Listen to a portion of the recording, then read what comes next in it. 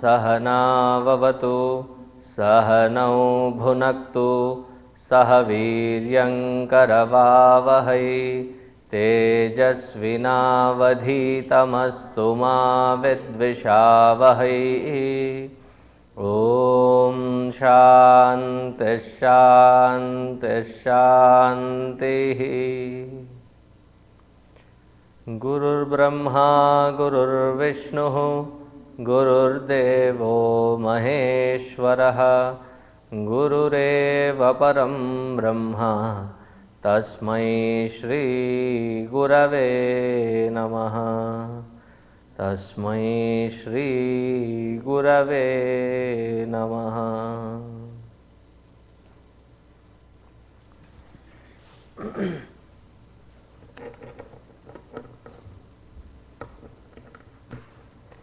Yesterday we have seen till the 6th mantra. I will straight go into the 7th one, page 188. Repeat after me.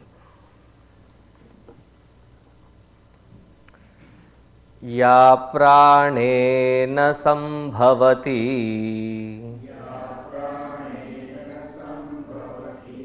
अदितिर्देवतामयी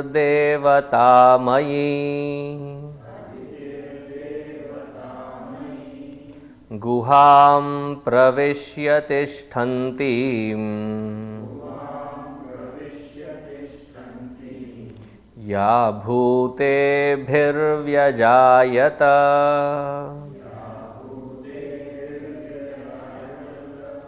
ये तद्वै तत्।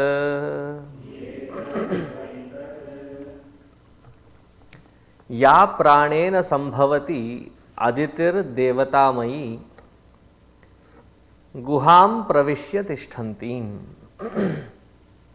Here the concept is further expanded from the Hiranyagarbha.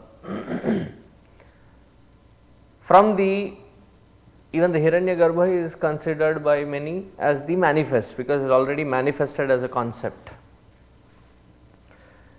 So from the unmanifest to the manifest creation, as it goes through various stages, that Paramatma, the supreme consciousness, becomes Ishvara, the beholder of the Shaktis, and then the creation aspect springs forth. And in that creation that springs out, there is the unmanifest, just before manifest, the blueprint, this is the Virata, and then comes out the various forms of beings along with the various supplements that are required to sustain it. The entire creation springs forth.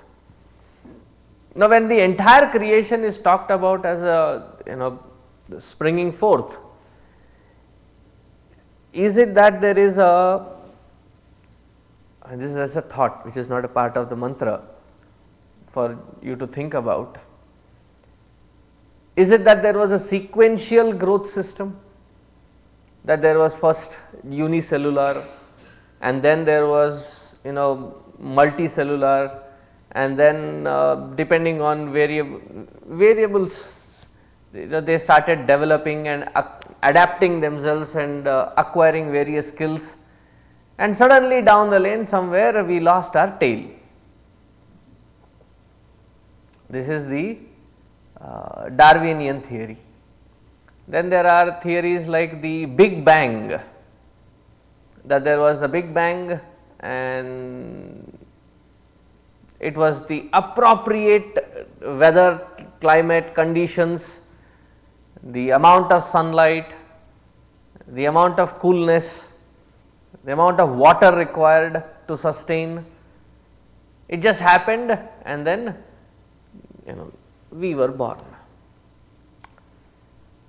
Now, the thought to be considered here is when we have a dream, as I said, this is not a part of the mantra, just laying the foundation to understand it better. When we have a dream, in that dream sequence, how do we create the dream? Everybody dreams.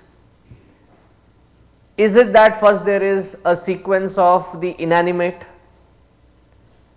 there is a structure given to that sequence, and then the animate is installed, then there is an activity, interaction? Nothing like that. It just springs forth with the entire activity, entire spectrum. So many masters have compared that this creation is something similar to that which we create as a dream. It is that spontaneous, that everything springs forth. Now, whatever is being created, yad yad bhavati, all that which has been created, ya pranena sambhavati, is as though enlivened. Now, here our Yamadharmaraja, he takes this concept of enlivening into a very subtle aspect. How is it enlivened? There is nothing in this creation which is not enlivened. He is not bifurcating the creation into two aspects. One which is the animate, the other which is the inanimate. In fact, he goes into saying, Aditir devatamai guham pravishya tishtantim bhutebihi vyajayata. All the elements and the modifications thereof, everything is enlivened by that conscious principle alone. Meaning, as much as that which we consider and categorize as the sentient, which has movement, which has spark of life in it, so is also the entire other creation of inanimate, which is also enlivened.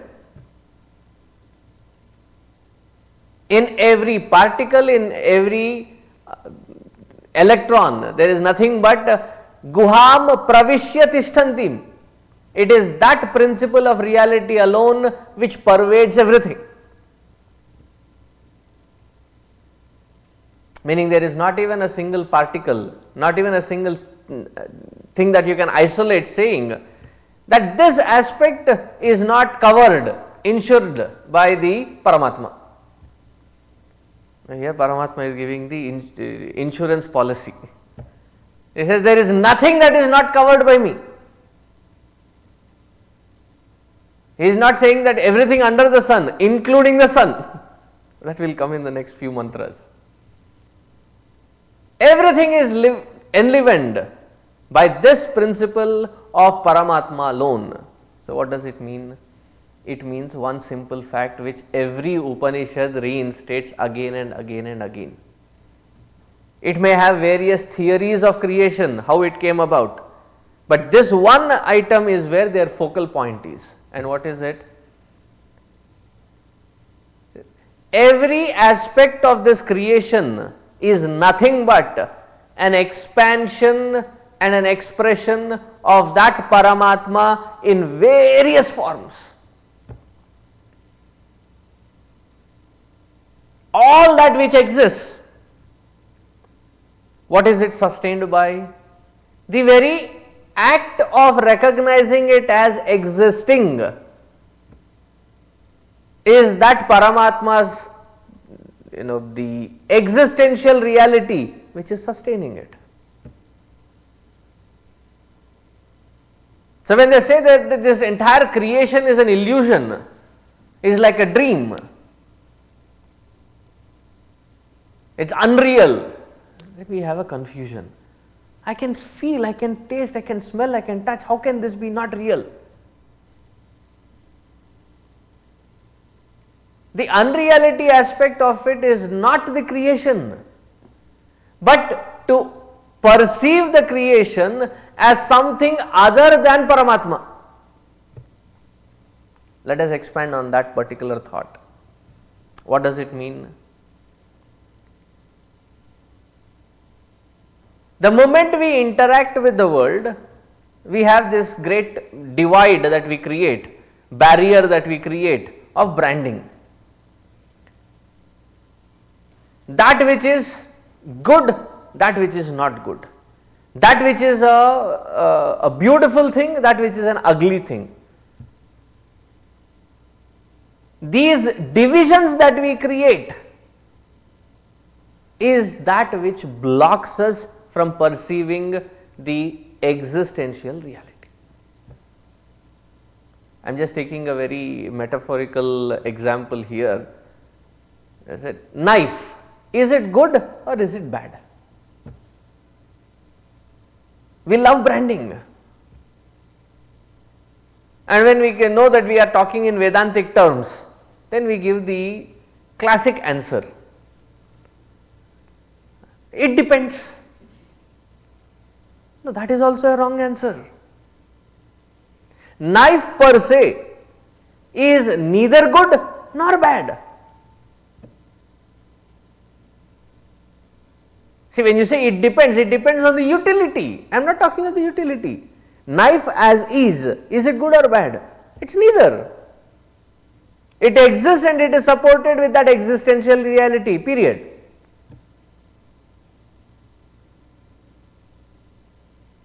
In an expert chef's hand, the knife becomes a good tool.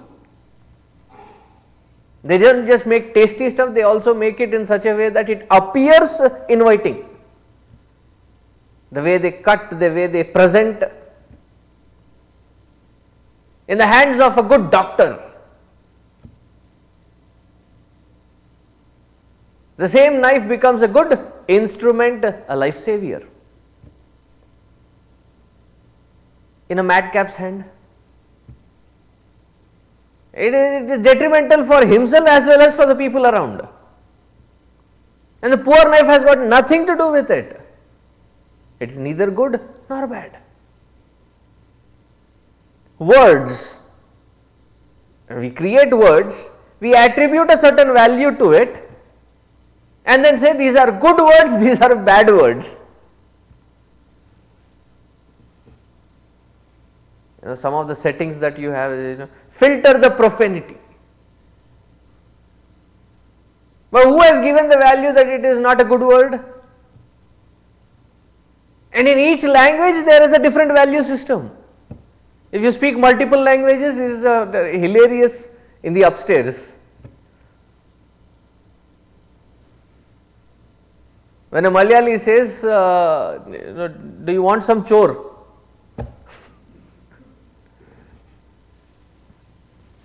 Chore in Malayalam means cooked rice. In Hindi it means a thief.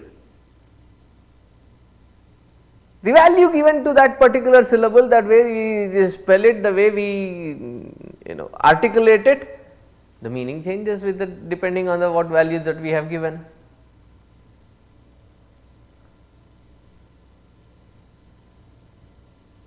I was at somebody's house and by mistake, I knew they were speaking Tamil, and the bedding that was given was like 1.5 feet shorter, even if I slept diagonal. So I said, Swami, do you need anything? So instead of saying, I need something longer, or if you can remove this mantle, I am okay flying, sleeping down. So, instead of saying bedding, I said, I used a Telugu word.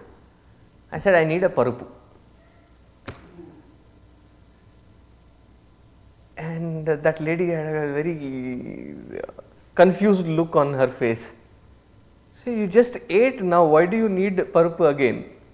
Because in her mind parupu was interpreted in Tamil, which means boiled dal. Confusion. See, these are all the various attributes that we give to it. That is where in Bhagavad Gita Bhagavan says that I express as the very sound in the environment, in this atmosphere. Shabdaha khe paurusham rushu. I am Om. Among all the Vedas, I am Om also. But it does not mean that the other syllables or words that are said are not my expression. They are also my expression. Every aspect of this creation is nothing but the expression of that Paramatma alone. But what do? We live in separation, in divisions, seeing everything as limited, not as the expression of Paramatma. Hence, therefore, we see the world as something that can be enjoyed. But the moment we separate it away from Paramatma to look at it from that standpoint, we cannot enjoy it. We have already seen in the earlier mantra, Madhvadam Veda. He is the enjoyer as well. And here also it is said, Aditir Devatamai. He is the one who is supporting the substratum of the entire creation. See, the limitation with the word substratum is that which it is supporting and that which is supported are two different. But here, that which is supported and that which is supporting, both are the same. How can it be the same? So, in your keen listening, you put your hand like this and start listening. What are you doing? Is this you? And that which is being supported is also you? So, the one which is supporting and that which is being supported, both of them are nothing but Paramatma in different forms and shapes. We should do ourselves a favor, first step. Even before we understand Paramatma is that pervasive and in every particle that Paramatma is first thing. Stop hating everything in the world.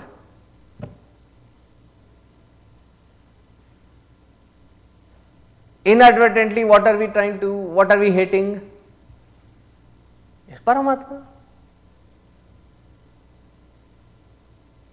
I am not talking about likes and dislikes. We may not like something. Something may not go well with our system. Understood. But nothing should be hated. Ghrana bhava should not be there. And what are we hating? We will end up hating Paramatma. In fact, we end up hating ourselves. Who is that Paramatma? It is my own identity. And what is this entire universe? My own expansion. Do I see myself that way? I do not see myself as that expansion into the world. I see myself as a separate individual cutout and I carry my little individuality and there is a prominence for that individuality and I strive to maintain it that way.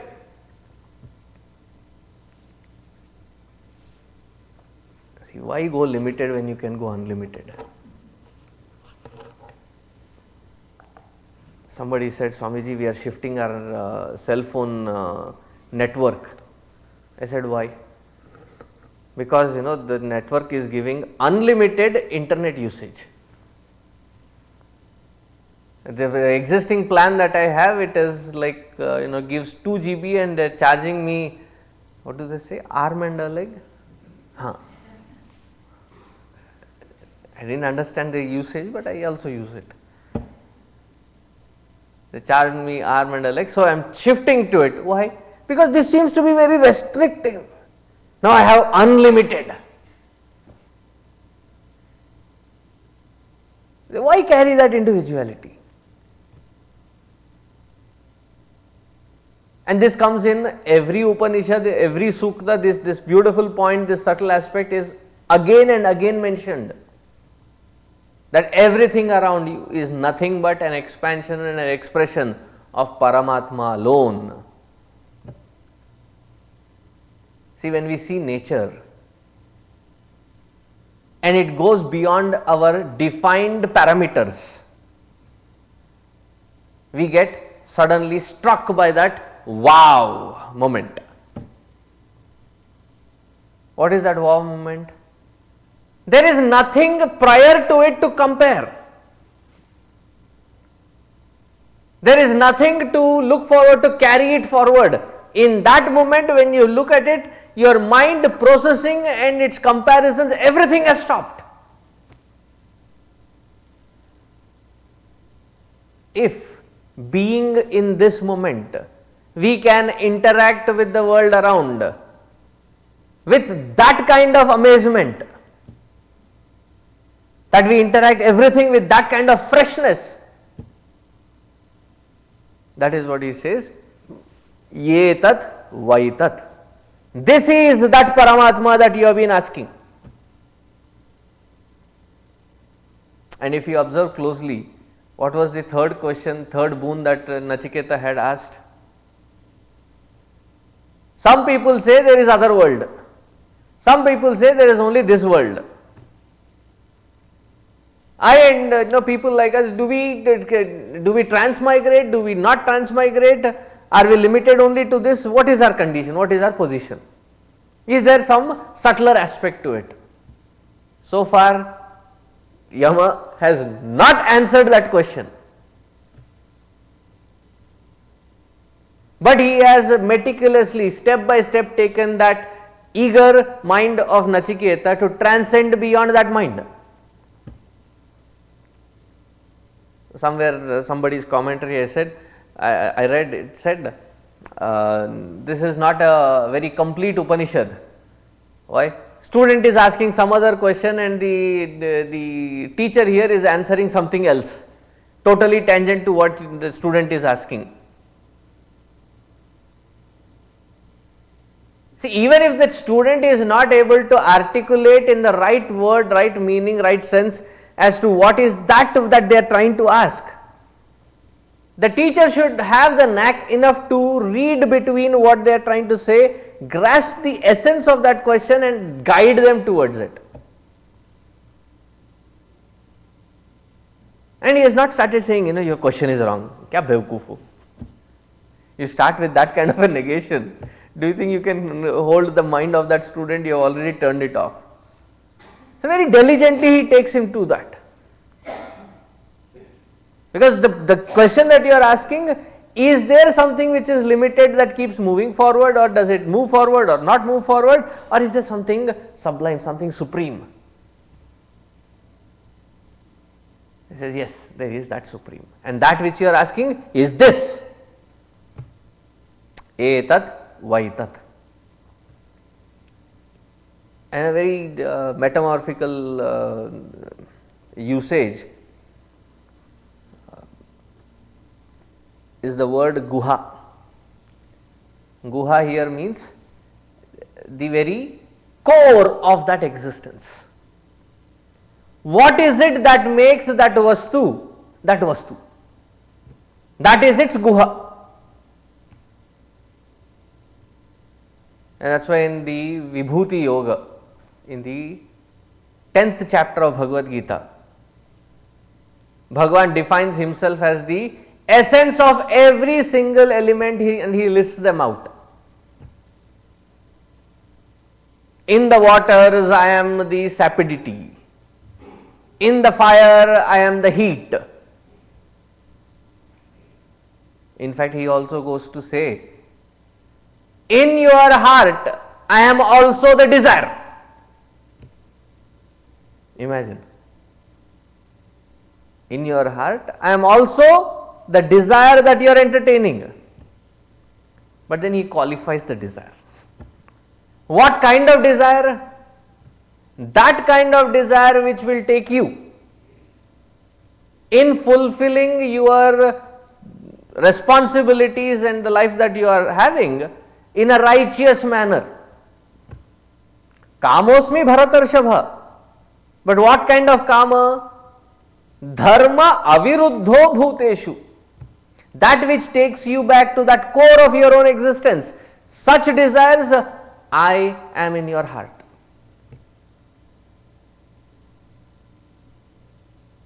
Again, Swamiji, I have such bad desires, I have lots of desires in my heart. Good, you have a functional mind. Swamiji, I am telling you seriously, I am also telling seriously only. I may have a smile on my face, but that does not remove the weight of that answer. It is a functional mind. Now, all that we have to do is regulate and modulate our desires, that which take us back to that core dharma. Guha is almost similar to that kind of a usage here. That which is the essence of that vastu. Guham pravishya tishtantim. That which gives it that stability of existence. That I am. Recognize this as the truth that you have been seeking. Etat vaitat. Ya pranena sambhavati aditir devatamai guham pravishya tishtantim ya bhutebhir vyajayata. Bhutebhir vyajayata, the entire 5 elements and the expansion of 5 elements into creation. I am the prana. I am the very essence, guha. I am the one which gives it its stability of existence. And I am also the one who is enjoying it. Aditir Devatamai. The illumined and the illuminated, both are me.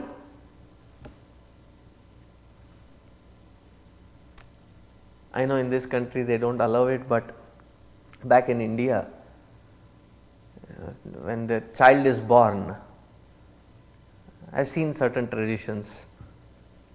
When you go visit, you give them a little bit of honey. Even if the child is sleeping, just a little, you put it on the lips. And you see the tamasha then. Because something new has been introduced. But then, suddenly his face brightens up. This new is good. And lick the entire thing and then trying to see if there is more of it on the lips. Next 3, 4, 5 minutes, keeps licking his own lips. So, when you are licking your own lips, what exactly are you doing? The one who is licking, the one what it is being licked, both are the same. That is what is very beautifully, meditatively given as a message in the little Krishna on a people leaf. Vatapatra Sai. And what is he doing in that beautiful depiction? He is sucking on his own thumb, the toe. Meaning what? The one who is enjoying, that one which is being enjoyed, and the enjoyment, everything is nothing but Paramatma alone. Taittiriya Upanishad says, Ahamannado, Hamannado, Hamannadaha. Vishnu Sahasranamam also says that. Adyateti cha bhutani. That I am both the Anna as well as the one who is enjoying that Anna. Our famous shloka. I call that attack shloka. You know why I call it an attack shloka? Because after that only you can attack onto the food. Brahmarpanam brahmahavihi brahmagno brahmanahutam brahmaiva tena gantavyam. And that whole process of karma is also nothing but Paramatma. But the ability to perceive, and perceive again is a wrong word, experience is a wrong word.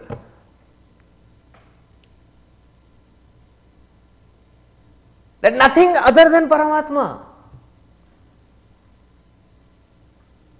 Etad vaitat. And expanding on this, a very beautiful example is given. Actually, two examples are given.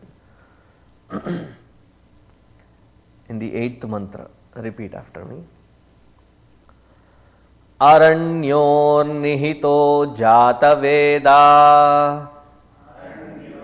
Nihito jata veda. Garbha iva subhruto garbhini bhihi. Dive dive idyo jagravadbhihi. Havishmadbhir manushyebhiragnihi. Ye tadvaitat. See, as Tattvamasi is the instructional Mahavakya. When the student goes, the master instructs, Tat Tvam Asi, you are that truth. Similarly, is an instructional Mahavakya here. What is that? We have been hearing it in every mantra almost. Ye Tadvaitat. This is the truth. And what is the example given here? Aranyo nihitaha jata veda. Jata veda, flames, fire. Where is it? It is in the wood, arani. And because the forest is nothing but the wood, it is called aranya. And that which is the result of deep meditation and contemplation in those solitude of forest, as a result of which that knowledge has been given, hence therefore it is called Aranyaka, born of the solitude in the forest. All under the same root word Arani. Aranyoho nihitaha jata vedaha. All that which has structure in this world, in this universe, what is it that gives it structure? What is it that maintains it with that structure? That which gives the entire universe a structure. See, you carve something, or, a beautiful face, or there is an apple there and the apple has a beautiful shape. It has a beautiful shine too, must have been waxed.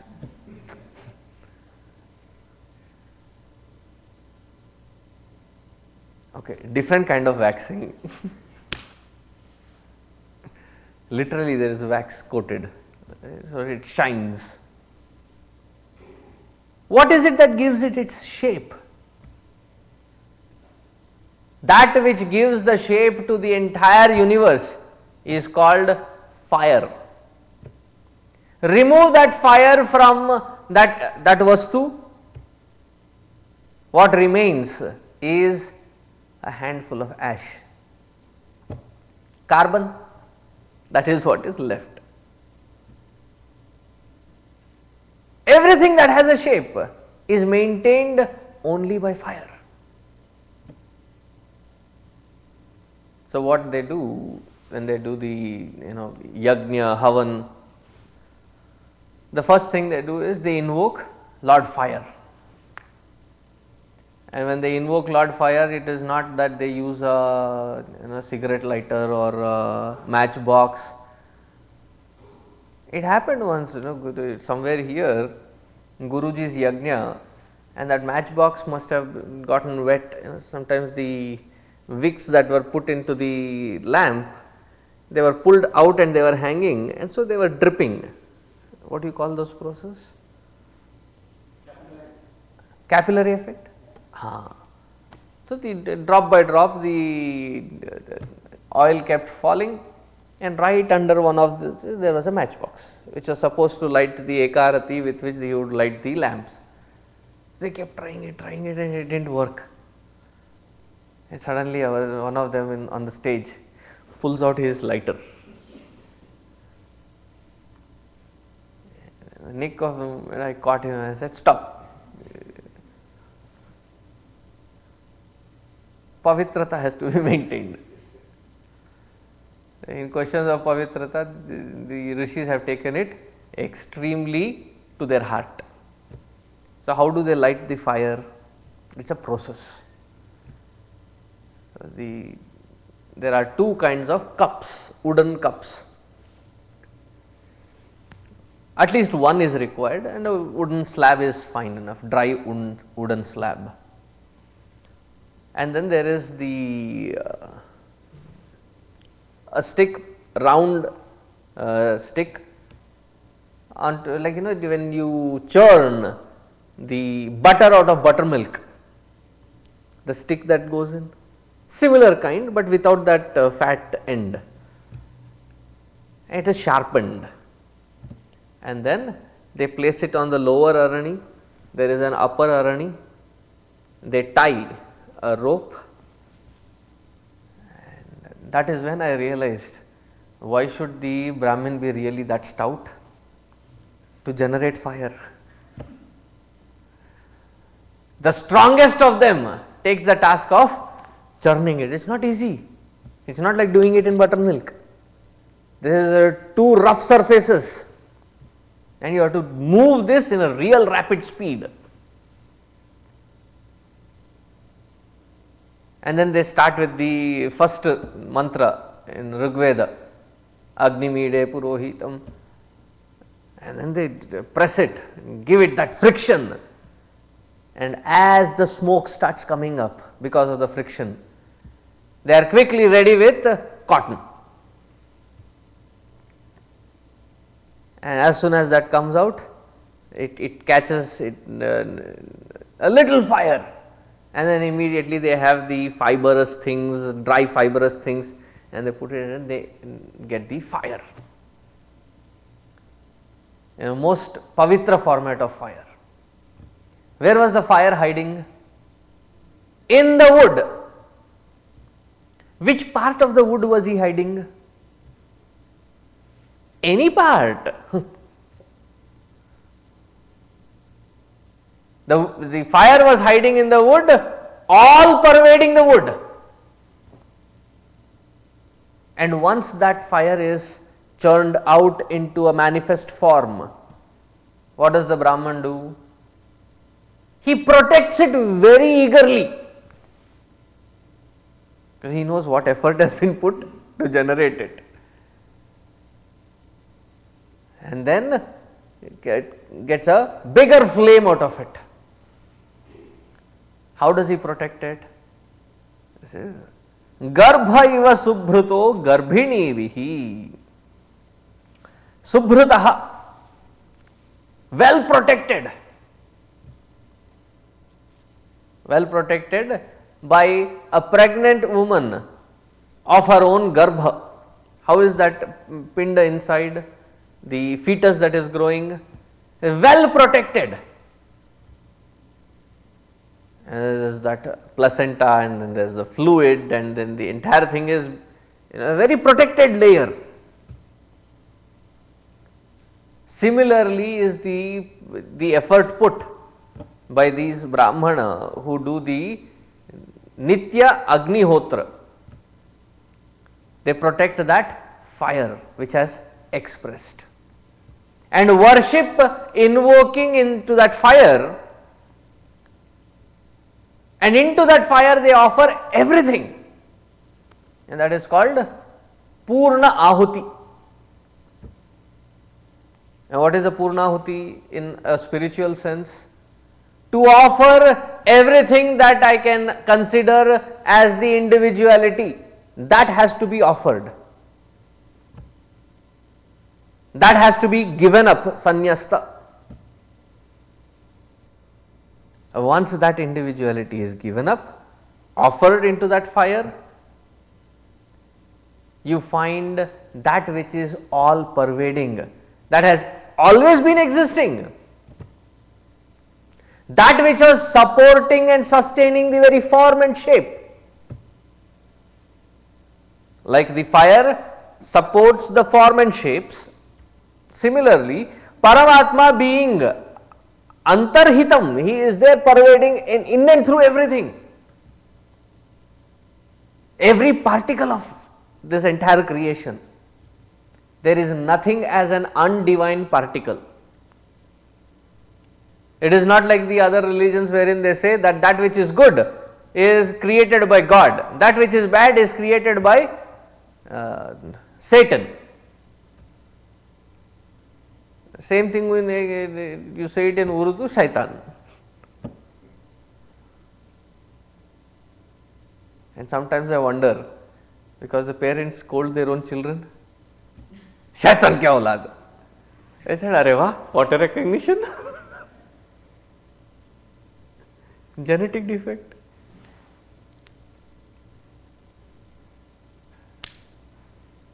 And what will happen if there is something other than Paramatma which is expressing and expanding? There will always be something which has the power to create. Like if the bad is created by Satan, then there is always a probability that it can overtake. The premise of most of these the Western movies, the Dracula and the vampire, is that this negative force is pushed by that satanic forces to overpower all that which is good and to convert them into bad. The goodness and badness, the actual shaitan, where is he sitting? Sitting right here as the ego. And that is the one who has to be offered into that oblation. That is when we realize, like the fire is all pervading, we recognize, we come to realize that truth which has all been there.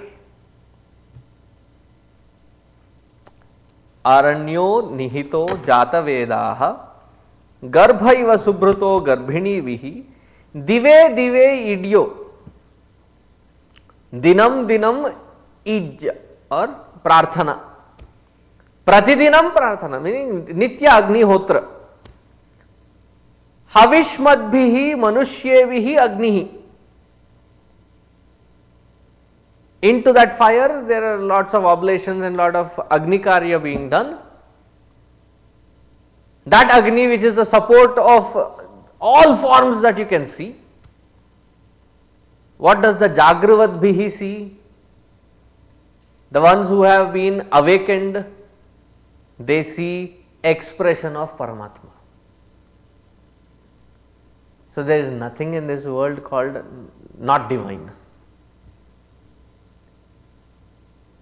Just because there is an idol in the temple area,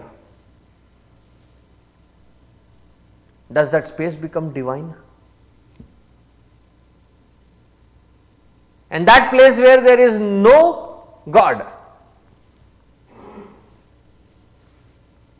crematorium, there is no Bhagwan there, and that is why Lord Shiva chose, there is Bhagwan here, I will stay here.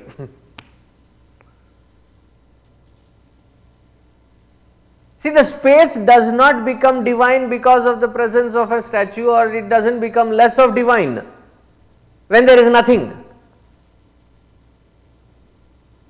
The presence or absence of something does not make it good or bad or divine or undivine. It essentially is the expression of that Supreme alone. That is why in the Vishnu Sahasranama they say the first word, they do not start with Vishnu, they start with Vishwam, meaning the entire creation that we see is nothing but a live format, live expression of that Paramatma alone. You know, when somebody comes and asks, where is God?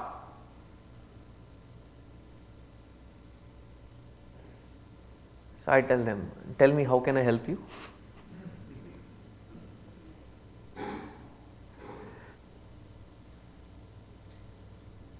And it is not because our ancient rishis were primitive that they worshipped out of fear the rain, or fear out of fear that they worshipped the mountains or the forests or the rivers.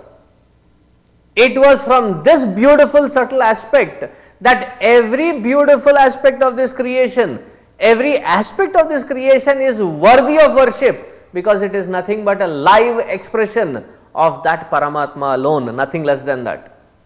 Hence, therefore, worthy of worship.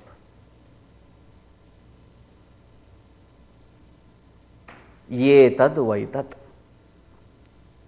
This is the truth in essence. So, what are we interacting with day in, day out? So, when you are interacting with the book as a paper, you know, do we give with our bhakti due respect? We do not touch it with our feet.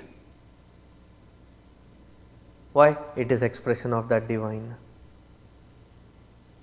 And just because we have come into that path of logic, let me just mention, with the same worthiness of worship, please do not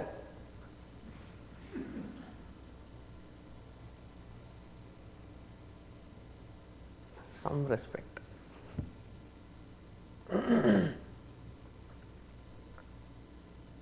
Now imagine with this perspective, when we go out into the world, is there anything that we can see with a granatmaka bhava? I don't know what is this. This world is terrible. There is nothing that we will be branding as terrible. Fine, Paramatma has chosen to express himself even in that form. And when that block is gone, that is when we see actual beauty of this universe. So, I have explained three concepts here. Everything is Satya, existential reality. Everything is Shiva, auspicious, divine. And everything is beautiful, Sundaram. That is how God expresses, that is how Paramatma expresses. But Swamiji, what is beauty in death? Thank him. If not for him, we would not have space to live. We would not have food to eat. And it is not a one stop wherein everything ceases to exist. It is a modification. And even that modification, there is beauty. Hence, therefore, when somebody asks Gurudev, what is your thought on death? I said, big deal, another experience. And do you get saddened when you fall asleep? Deep sleep? No, irrespective of whether it was a classroom or not, you sleep.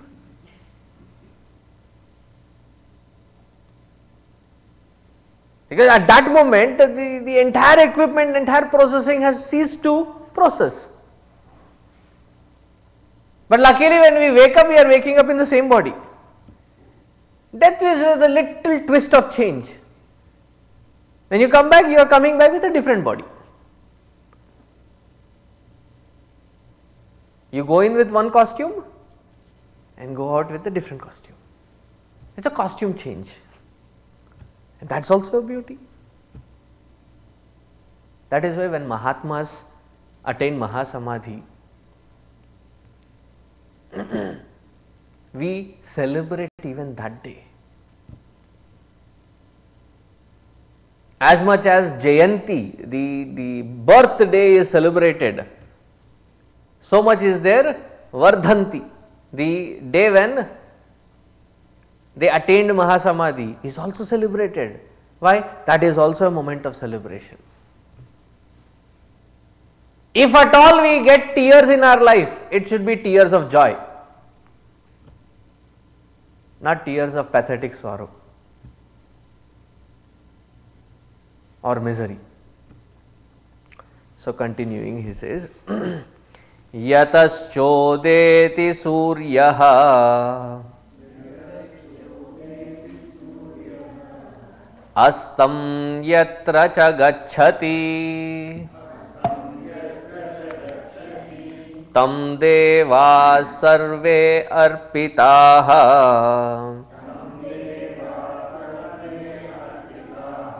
tadunatyeti kaschana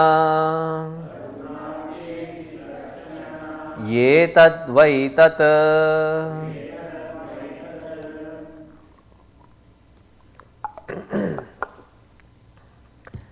Yataschodeti suryaha astam yatra cha gacchati. Surya is being used here as a collective noun of everything that has come into expression, everything that has come into manifestation.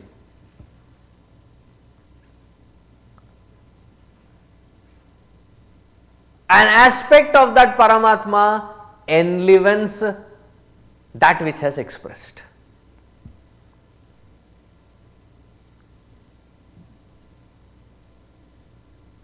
For example,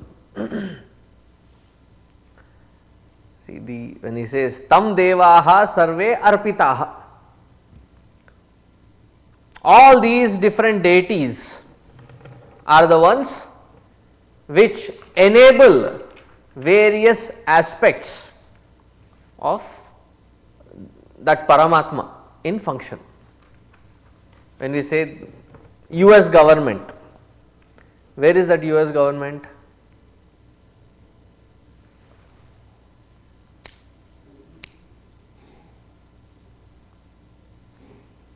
As a representative body, it is in DC. In every space which is covered under US of A, the government is pervasive everywhere, including those spots where it is not in this country but a different country, but that space there is called, it is governed by the US laws. The embassies, what is that embassy? That piece of land and everything that happens under still comes under the US government. Now, when you want to invoke that government in the form of protecting yourself, which aspect of government do you knock their doors on? You go to a cop, police. Mama, please protect me.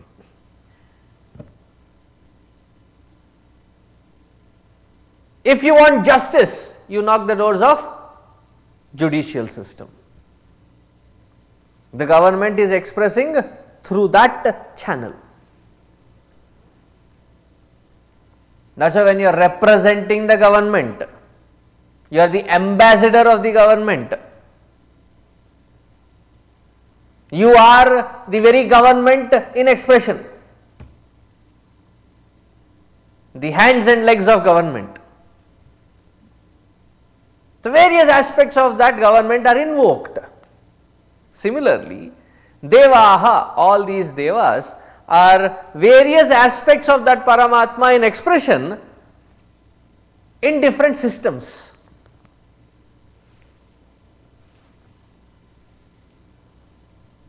And so beautifully, tied in. If you look at the logic, it says, where does the God of space exist? Yes, between the ears. I am not kidding.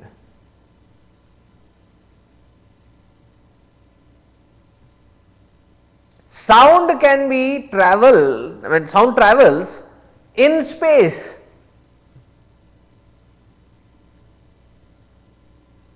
Can it travel in vacuum?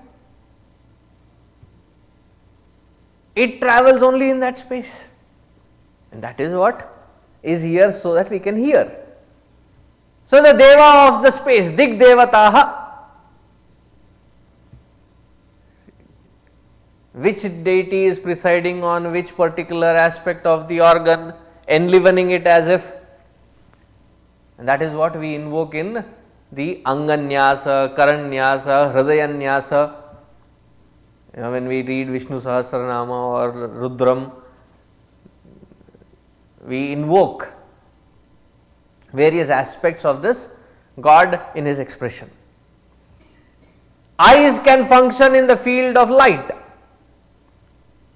Remove the light, can you see anything?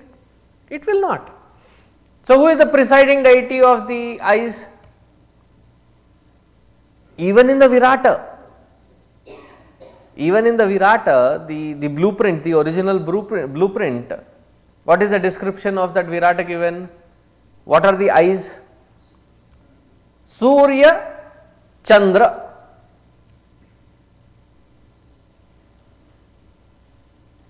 See, when you read Vishnu Sahasranama, the Gyana shloka, Kshiro Dhanvat Pradeshe Shuchimani Vilasat Saikate Mautika Nam. So, in that entire Dhyana Stuti, what is it being explained? Each one of these presiding deities, they are as though enlivening that particular Golaka. And what are those different deities? They are nothing but a specific department of Paramatma's expression. As the government expresses through different departments, similarly Paramatma has beautiful divisions of work. So, in each field he functions and expresses. And that is why when we have any kind of problematic situation, which God do we knock doors on? Vigna Raja. O Lord of trouble solving. And that is why even for performing any puja, who is the Prathama Pujya? It is Ganesh Bhagwan. Why is he worshipped? Because he is called Vigna Raja, the king of all Vignas.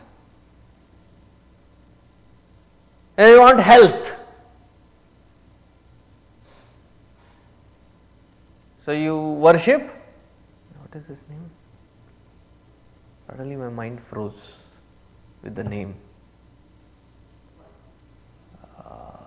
It is Lord Vishnu expressing as he comes with the Amrita Kalasha. Dhanvantri. My mind suddenly blocked the name. And suddenly when I said Amrita Kalasha, then it, okay, mantra came into my mind. Amrita Kalasha Hastaya Dhanvantri.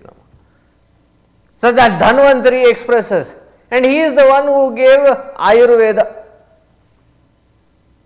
science of life. Veda, science of Ayu, life. So every aspect of Paramatma is in its expression. Invoke that appropriate and you will be blessed with that.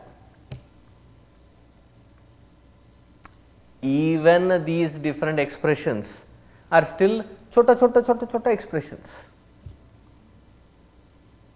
Like if there is a pot with multiple holes, like in Navratri time they do it, Dandiya time, and there is a lamp inside. and as the room is dark, you can see different sizes of lights coming out, but they are limited. The actual Jyoti inside is much brighter than these individual, but these individual, are they separate from that bigger light? They are not. It is just the medium of expression. It is the same Paramatma. So, everything that is under the sun, including the sun, between the Suryasta and the Suryodaya, meaning everything under the sun that is covered, are enlivened by these various aspects of Paramatma, and these various aspects of Paramatma is nothing but the expression of that Paramatma alone. There is nothing beyond Paramatma.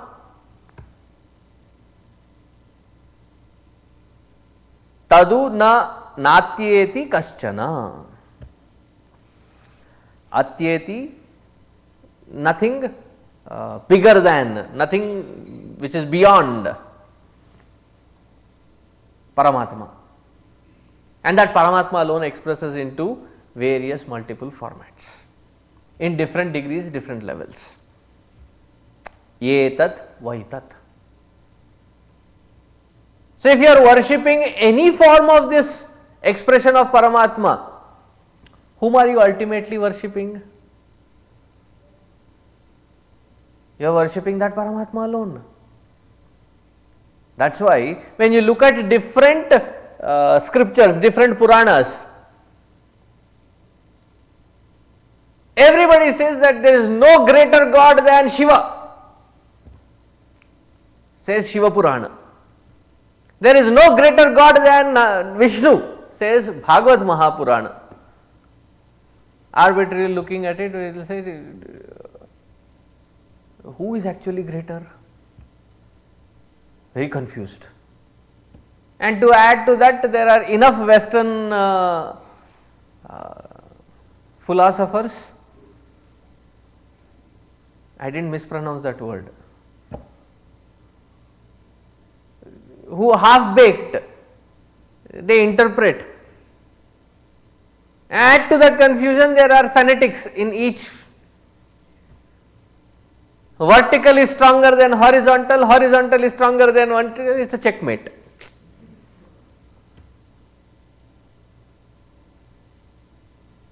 Vertical is, even between that there are two kinds, V and the U. They have V shaped and the U shaped. And then there is railway tracks. See, even each one of them, when they say that my God is the greatest, it is not to be misunderstood in comparison with the other forms of God. Like what? A simple example. When somebody says, my mom is the greatest, are you making that statement in comparison with other moms? Not exactly. You just are trying to express your gratitude, your love, saying that that mom is really unique for you. That is about it. It is not to say that my mom is the greatest, your mom is unique. That is not what it is meant.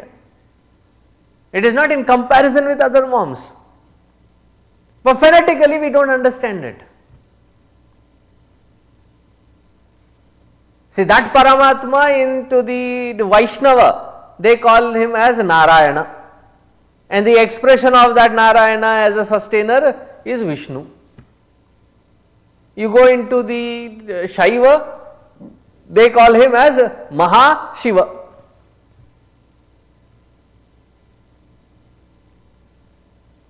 And then you go into Shakta, Devi Upasana, they call that Paramatma as Parashakti. Ganapatya, those who worship Lord Ganesha, they call him as, that Paramatma as Mahaganapati. And those who worship Guru, they say Guru Tattva, that Paramatma is the Guru Tattva. different names for that Paramatma. Don't get carried away. That Paramatma alone expresses in different forms, different deities, different glowing, sustaining forces. Any form that you worship is nothing but worshipping that Paramatma alone.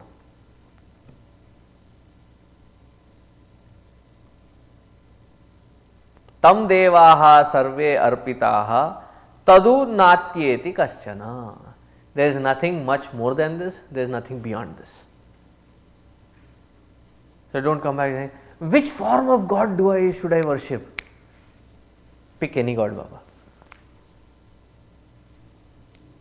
So, people ask me on Sundays, Bhagavad Gita classes, Swamiji, Chinmay mission, which form of deity do you worship? Can I brand you as, because you speak so much on Bhagavad Gita, can we call you as Krishna worshippers? So, I tell them very clearly, I don't do retail business, I do wholesale business. I worship all forms of God equally.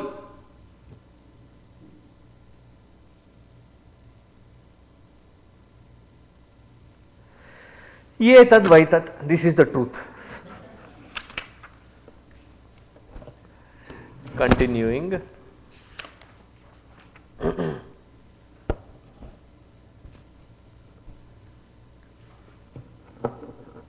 10th mantra, right? Okay.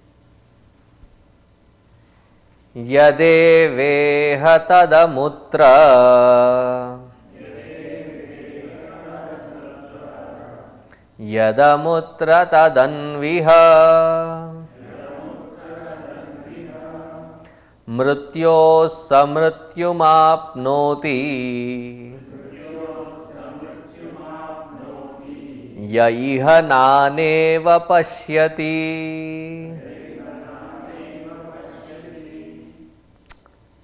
Those who see their nana iva pashyati, mrityoho mrityum apnoti. They are stuck in the world of limitations of death. What is nana? We will see later. It is not Hindi nana.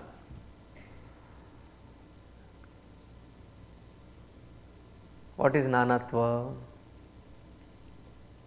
Multiple variations, distinctions, divisions.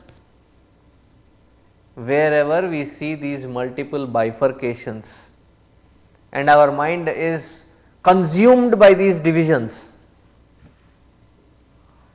those divisions catch back and they become our limitations and death like. So, stop seeing divisions. When we have that one vision, it takes us beyond all limitations. Nana eva pashyati. Those who see these differences as Paramatma being different and the world being different, each one of us is different, and that is where whenever we see these differences, it creates unnecessary, unhealthy comparisons. As arbitrary as white, black, brown skin.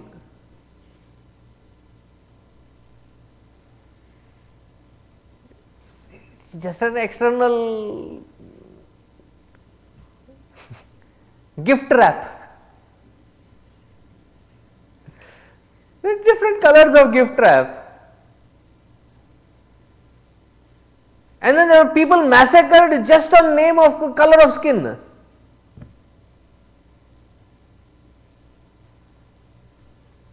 White skin supreme. Then why do you go for tanning? And those who have tan, natural. They go for whitening.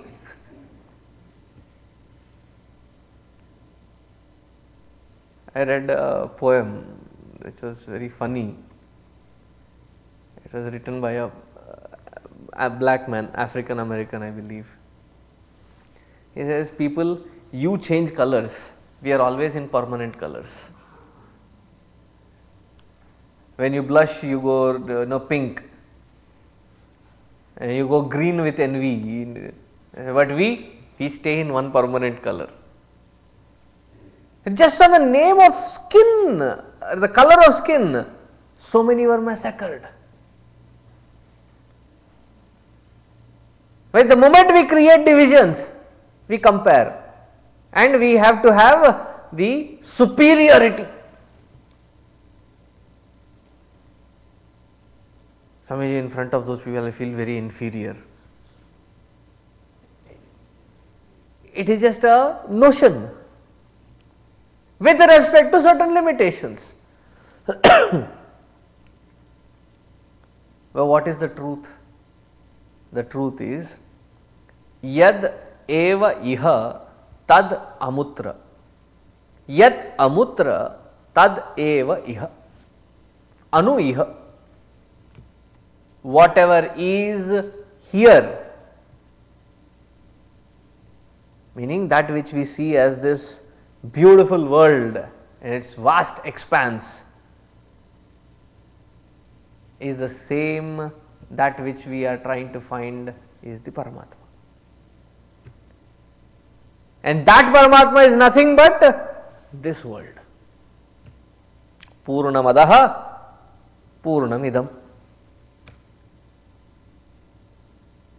How can this be Purna and that be also Purna? Very simple. Purnat Purna Mudachyate. When something comes out of Purna, is always Purna. Cannot be less than Purna. If it were less than Purna, then its very first place, it was not infinite. It was a finite thing, because from finite only finite can be brought. Whatever is here as the expansion is nothing but Paramatma, and there is not any difference between that which is here and that which we are seeking. It is the same.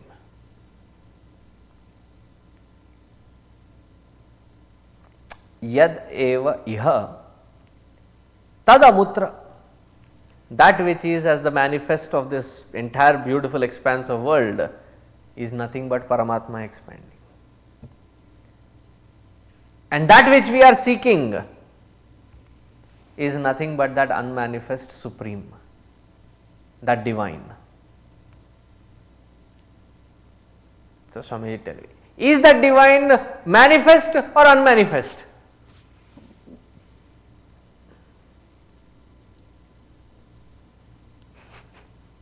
Is that supreme manifest or unmanifest?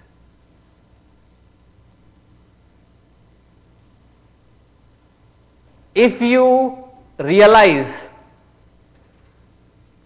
then Paramatma is manifest. Until then, Paramatma is unmanifest. It totally changed the texture of answer. I know the question was that whether this Paramatma is the manifest world, or there is something other than this world which is Paramatma also, somewhere, some God. There is nothing of these two kinds. It is like, I have a blanket and I have shown only my face. So, that which is visible is the world. But that face, is it separate from my entire being? No. Just to put a quantified understanding. So, Paramatma is neither manifest nor unmanifest. Why? When we realize, it is manifest. When we do not realize, it is unmanifest. If we do not understand this and give importance to the movements, give importance to the fluctuations, give importance to the divisions and the barriers that we create, then we are stuck in the world of limitations and death is inevitable. And probably that is why often we hear people cry out, okay, like LOL, you can say COL, cry out loud. What do they cry out? Arey baba mar gaya re.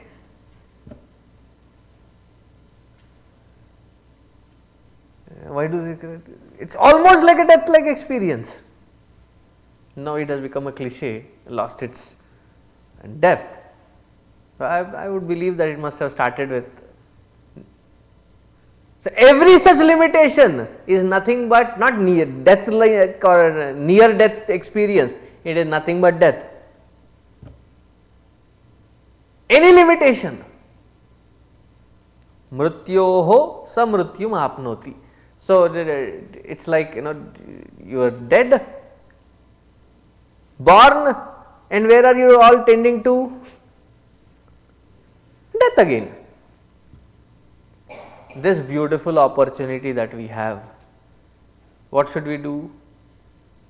Trigger ourselves out of this entire cycle of birth and death, out of these limitations. By what? By understanding that the entire creation is nothing but Paramatma, and that Paramatma is pervading every bit of this universe. So, continuing in the 11th mantra, he says, Manasaivedamaptavyam Nehana nasti kinchana Mrityo samrityum gacchati Yaihananeva pashyati Manasa eva idam aptavyam. Our Bhagavad Gita also very beautifully puts it, Uddharet Atmana Atmanam.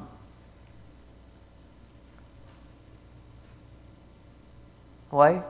Atmaiva hyatmano bandhuhu, Atmaiva ripuratmanaha. The enemies, the restrictions, the limitations are not outside. Where are they? They are right here. How do you transcend these limitations? Using the antahkarana. And the best part, we do not need to put effort to become sattvic. Why? If you look at the panchikarana of the entire system, we would find that the antahkarana by default was manufactured sattvic. So, what do we have to do? The garbage that we have dumped into the sattvic bag, we have to dump it out. It automatically becomes sattvic. See, the cloth has some stains, you put it into the dishwasher, what is it? Washing machine. Same difference. You put it into the washing machine. So, what does the washing machine do? Does it create purity of the cloth? No. It is just removing the impurity. There is a vikara, add samskara, remove both vikara and samskara. What remains is a pure cloth. It is already sattvic. We do not need to create sattvikata. Just remove the blocks, it is already there. And what does the knowledge of having a sattvic mind or sattvic antakarana mean or suggest? It suggests steady mind, disciplined mind, sharp, subtle and deep intellect. This is the sattvic aspect of the antakarana. Unwavering mindset. Now, how is the intellect? The intellect which is endowed with clarity, which gives its depth. Strange. Heights of clarity gives depth. It should give heights of something, but it gives depth. And along with the depth, it gives sharpness and subtlety. With that subtle equipment, with peace acquired, when we sit on the seat of meditation, use the tool of the subtle intellect to finally kick beyond the limitations of the body, mind and intellect, the identifications. It is in that meditation alone. That is why the Upanishads say, Dhyanat evatu kaivalyam. How would you find that Paramatma? It is only through dhyana. So, what is it for this Gyana or Bhakti or Karma? They are the purifying agents. Use them to clean the impurities. Do we need to load purities? No, by default the antakarana is pure. See, there is dust on the mirror, you are not able to see the reflection. In order to see the reflection, what do you have to do? Do you have to create a shining surface? No, it is already there, shining reflecting surface is already there, built in. Remove the dust. Almost every scripture talks of this. Manasa eva idam aptavyam. Neha nanasti kinchana. And this is like the Guru stating it to the Shishya. Do not doubt even a bit. Why? In this all differences merge, all divisions merge with the vision of that oneness of Paramatma. Neha nanasti kinchana. Mrutyoho samrutyum gacchati yaiha nana eva pashyati. But those who though understand or even grasp this concept intellectually do not put effort to go beyond limitations. And what is their logic? I am waiting for the calling.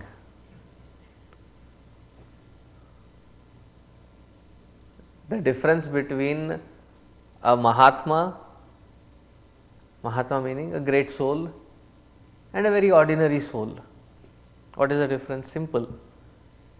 The Mahatmas do their sadhana and then leave everything else of Vyavahara to the Lord. And what does an ordinary soul do? Does everything else and puts sadhana on Lord. And very logical also. Swamiji, everything happens in its own due course. Whenever the calling comes, I will come to your satsangs.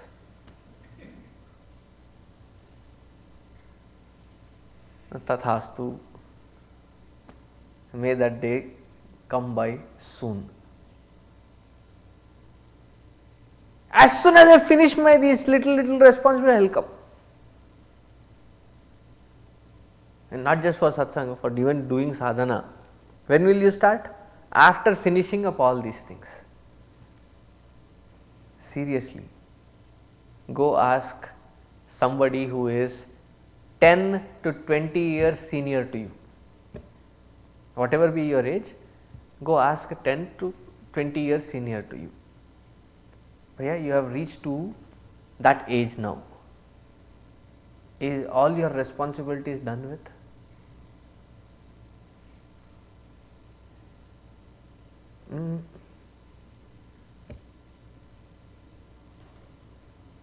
If you are 60 and asking an 80 year, if you are 80 and asking a 100 year,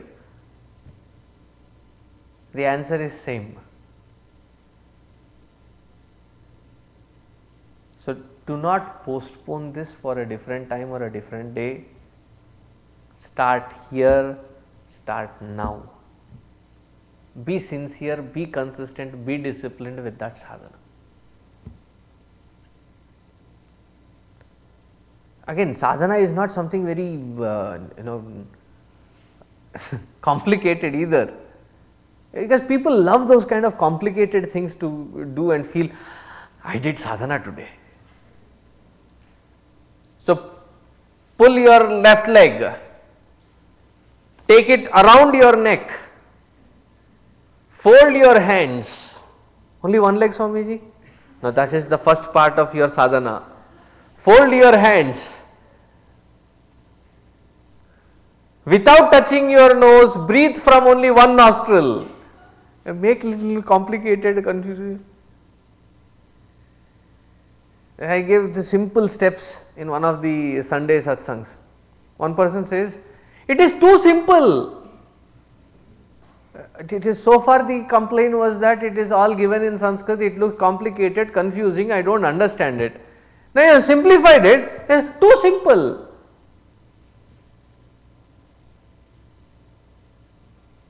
Do that sadhana sincerely. Puja, japa, dhyana, continuously you have to be doing it.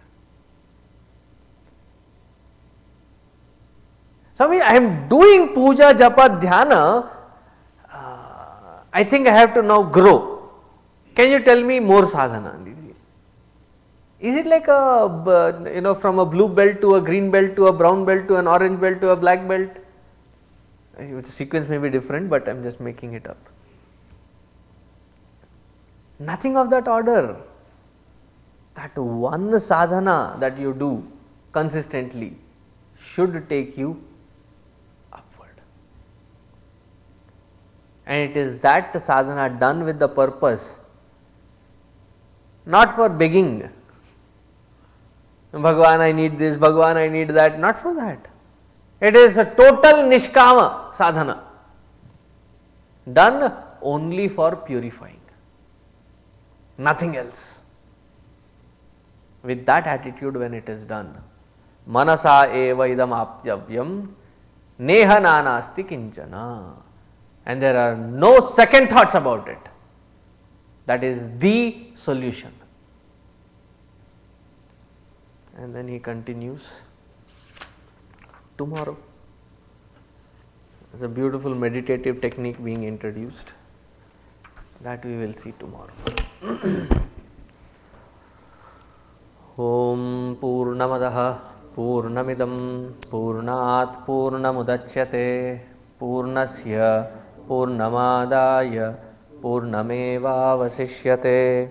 Om Shanti Shanti Shanti. Harihi Om. Yo Namaha Krishna.